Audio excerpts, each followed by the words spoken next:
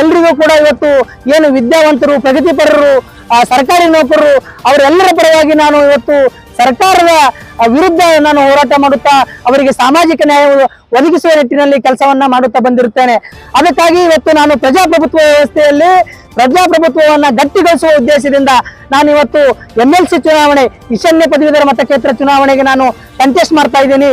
ಆ ಕಾರಣಕ್ಕಾಗಿ ಇವತ್ತು ಕಲಬುರಗಿ, ಬೀದರ್, ಯಾದಗಿರಿ, ರಾಯಚೂರು, ಕೊಪ್ಪಳ, ಬಳ್ಳಾರಿ ಮತ್ತು ವಿಜಯನಗರ ಜಿಲ್ಲೆಯ ಪ್ರತಿಭಾನ್ವಿತ ಅಭ್ಯರ್ಥಿಗಳು, ವಿದ್ಯಾರ್ಥಿಗಳು, ಯುವಕರು, ಸರ್ಕಾರಿ ನೌಕರರು ಇವತ್ತು ನನಗ ತಮ್ಮ ಪ್ರಥಮ ಪ್ರಾಶಸ್ತ್ಯದ ಮತ ಒಂದನ್ನ ನೀಡಿ ನನಗ ಅಮೂಲ್ಯವಾದ ಮತವನ್ನ ನೀಡಿ ನನಗೆ ಪ್ರಚಂಡ ಬಹುಮತದಿಂದ ಆರಿಸಿ ತರಬೇಕು.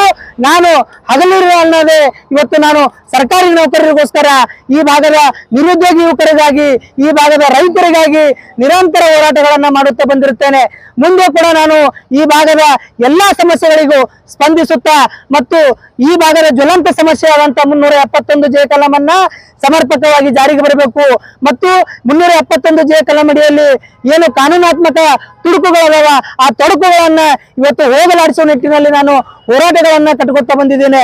ಆ ಕಾರಣಕ್ಕಾಗಿ ಬಂಧುಗಳೇ, ಇವತ್ತು ತಾವೆಲ್ಲರೂ ಕೂಡ ನನಗ ತಮ್ಮ ಅಮೂಲ್ಯವಾದ ಮತವನ್ನ ನೀಡಬೇಕು.